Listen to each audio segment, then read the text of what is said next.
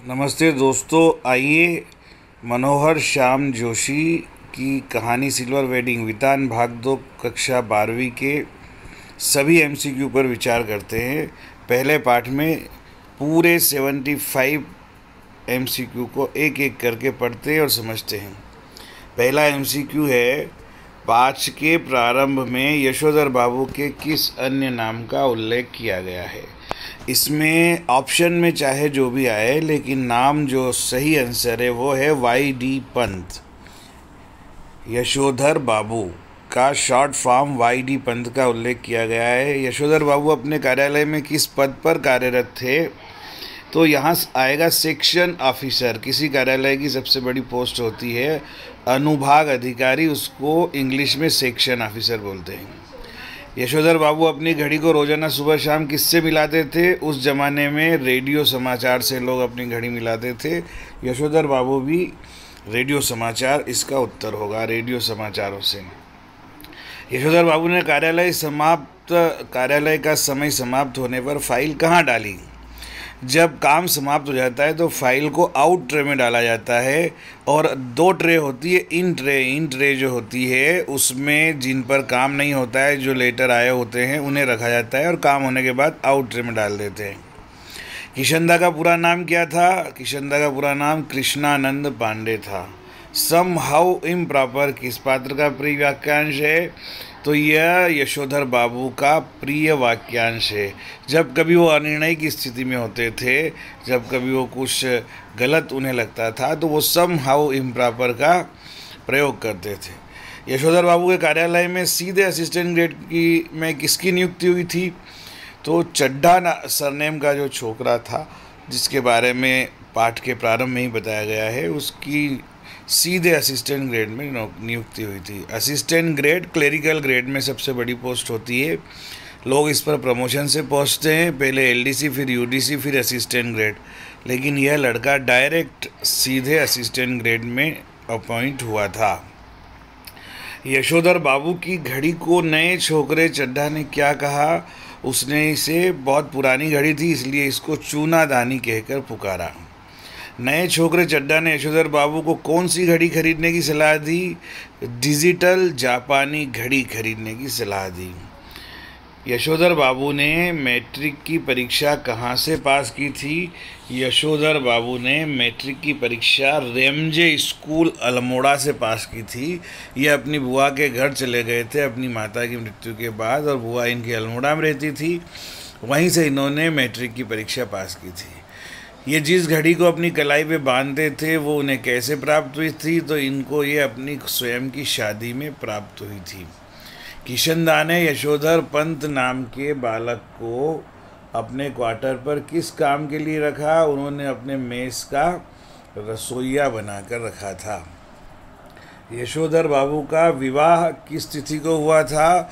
तो इसमें आता है कि 6 फरवरी 1947, यानी 6 फरवरी 1947 को हुआ था। सिल्वर वेडिंग इसके ठीक 25 साल बाद आती है, तो 47 में 25 प्लस कर देंगे, 72 हो जाएगा। तो 6 फरवरी 1972 को यशोधर बाबू की सिल्वर वेडिंग थी। यशोधर बाबू ने चड्ढा को वेडिंग एनिवर्सरी मनाना किसके चौंसले कहा? यह अंग्रेजों को गोरे साहब बोलते थे, और गोरे साहब के चौंसले इन्होंने कहा। यशोधर बाबू की सिल्वर वेडिंग चड्ढा ने क्या खिलाने की मांग रखी? यशोधर बाबू की सिल्वर वेडिंग पर चड्ढा ने 3 चीज़ें मांगी कि चाय, मठरी और लड्डू। चाय, मठरी, लड्डू उसको खाने की इच्छा थी।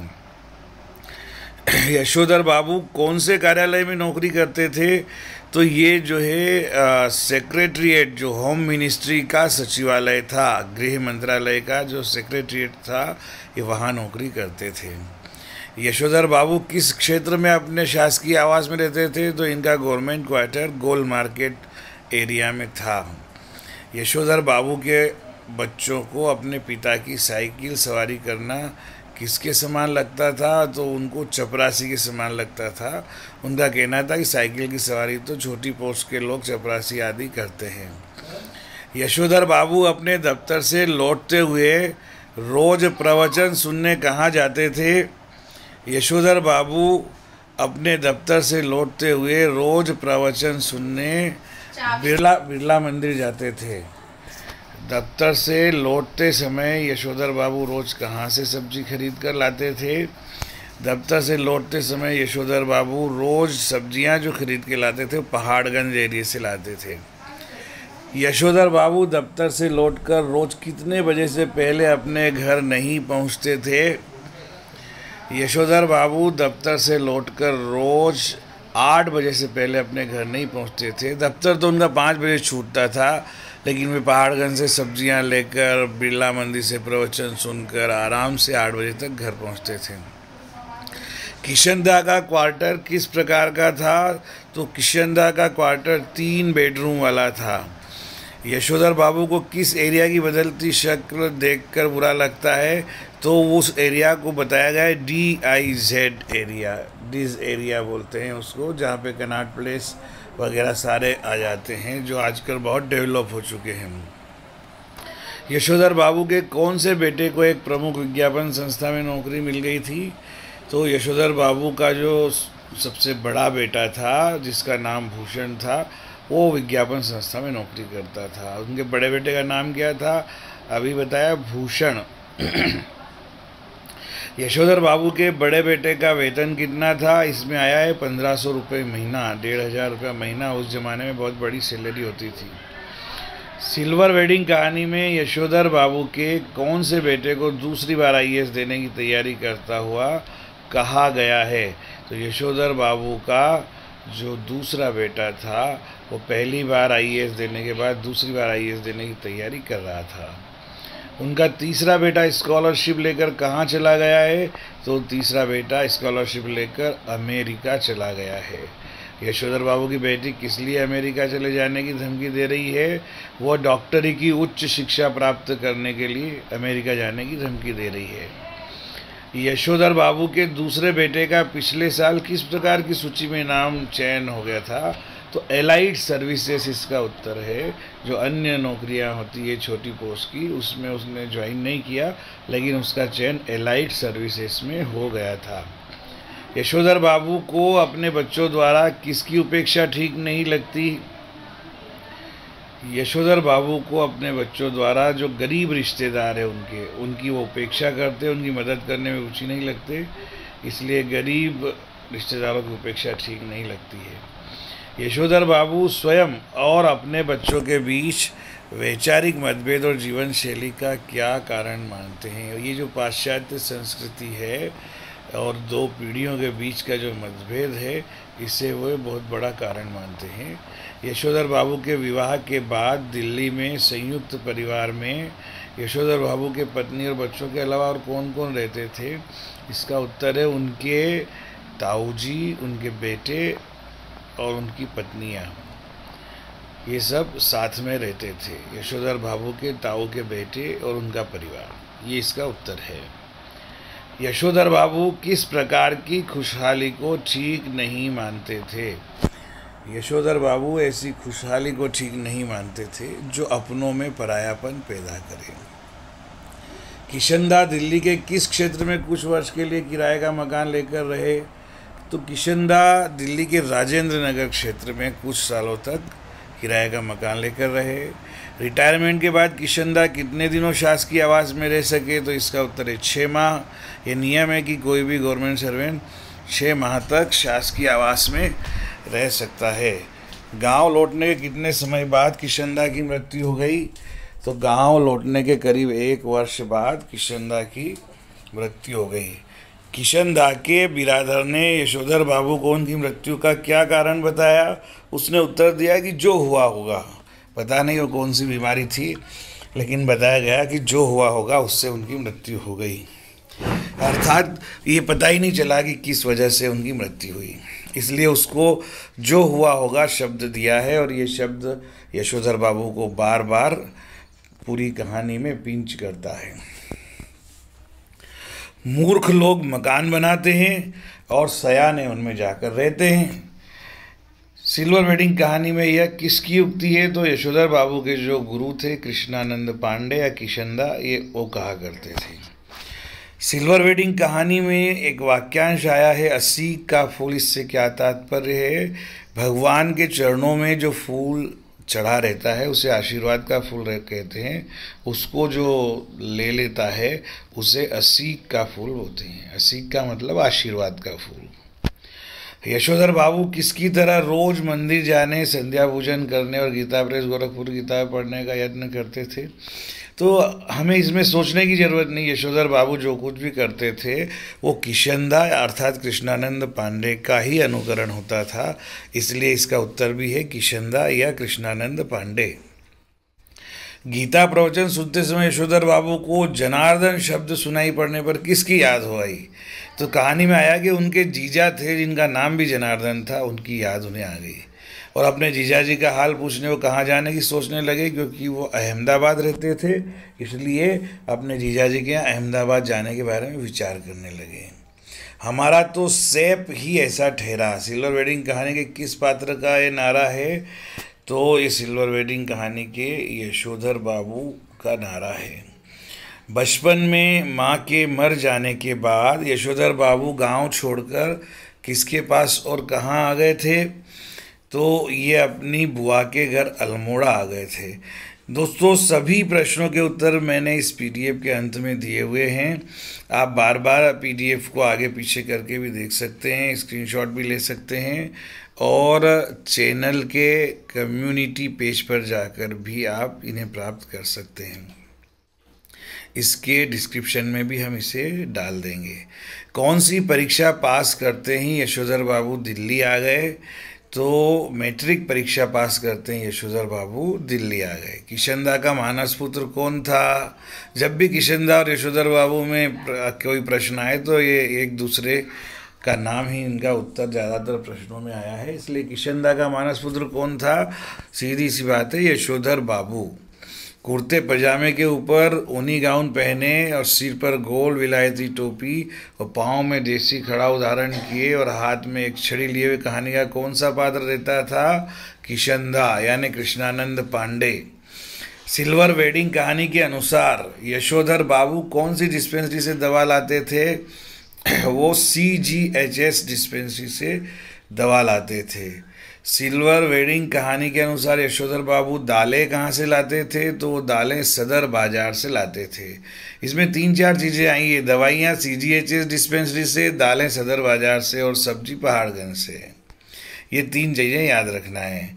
यशोधर बाबू के सरकारी क्वार्टर के बाहर बजरंग तख्ती में क्या नाम लिखा हुआ था? YD पंत लिखा हुआ था, जो इनका शॉर्ट नेम है।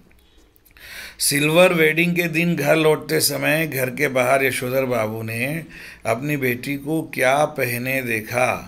तो सिल्वर वेडिंग के दिन घर लौटते समय इन्होंने अपनी बेटी को टॉप और जीन पहने देखा। सिल्वर वेडिंग के दिन अपने घर के बाहर इन्होंने अपनी पत्नी को क्या लगाए हुए देखा? तो होठों पे लाली और बालों में खिजाब लगाए हुए देखा। सिल्वर वेडिंग के दिन यशोधर बाबू ने अपने क्वार्टर में कदम रखने का साहस कब जुटाया? जब कार वाले मेहमान सब चले गए तब इनको लगा कि अब जाना चाहिए घर में। जब से तुम्हारा बेटा 1500 माहवार कमाने लगा। तो यह टिप्पणी किसकी है? इस टिप्पणी को देखने के लिए हम 56 नंबर का आंसर देखते हैं। तो यह टिप्पणी किसकी है? ये चंद्रदत्त तिवारी की है, जो इनका रिश्तेदार था। 56 में दिया गया है चंद्रदत्त तिवारी। इसके बाद हम प्रश्न देखते हैं 57। सिल्वर वेडिंग कहानी में चंद्रदत्त तिवारी नाम का पात्र कौन है? सिल्वर वेडिंग कहानी में चंद्रदत्त तिवारी नाम का पात्र इनका भानेज है, यशोधर बाबू की बहन का बेटा है। यशोधर बाबू की बहन का बेटा है। इसके बाद हम प्रश्न 58 देखते हैं। चंद्रदत्त तिवारी ने कौन सी परीक्षा पास कर ली थी? SAS स्पेशल एयर सर्विस बोलते हैं। SAS सर्विस को इन्होंने पास कर लिया था। सिल्वर वेडिंग की भव्य पार्टी यशोधर बाबू को कैसी लगी? सिल्वर वेडिंग की ये जो भव्य पार्टी थी, इसका उत्तर जानने के लिए हम देखते हैं कि ये उनको कैसी लगी। तो SS के बाद है, ये इनको कहीं ना कहीं अनिर्णय की स्थिति में थे, इसलिए इनको ये पार्टी सम हाउ इम्प्रॉपर लगी। इसके बाद 10-12 प्रश्न और हैं, हम फिर भी 60 क्वेश्चन पर चर्चा करते हैं। सिल्वर वेडिंग कहानी में गिरीश नामक पात्र से यशोधर बाबू का क्या रिश्ता है? ये इनकी पत्नी का चचेरे भाई का बेटा था।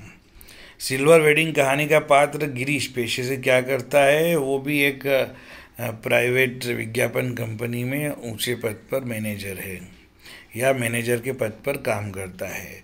यशोधर बाबू ने सिल्वर वेडिंग का केक क्या कह के खाना स्वीकार नहीं किया कि इसमें अंडा डला रहता है, यह कहकर के उन्होंने स्वीकार नहीं किया, क्योंकि वो शुद्ध शाकाहारी थे और अंडे वाला केक नहीं खाते थे। लोग चले गए, इसका मतलब यह थोड़ी है कि आप गमछा पहनकर बैठक में आ जाएं। सिल्वर कहानी का यह कथन किसका है? यह कथन यशोधर बाबू की बेटी का है। जब ये गमछे में ही संध्या पूजा के बाद हॉल में चले आते हैं बैठक रूम में, तो वह बोलती है। सिल्वर वेडिंग कहानी में ये कौन कहता है कि आपके लिए प्रेजेंट है, खोलिए ना? उनका बेटा कहता है, जो बड़ा बेटा भूषण है।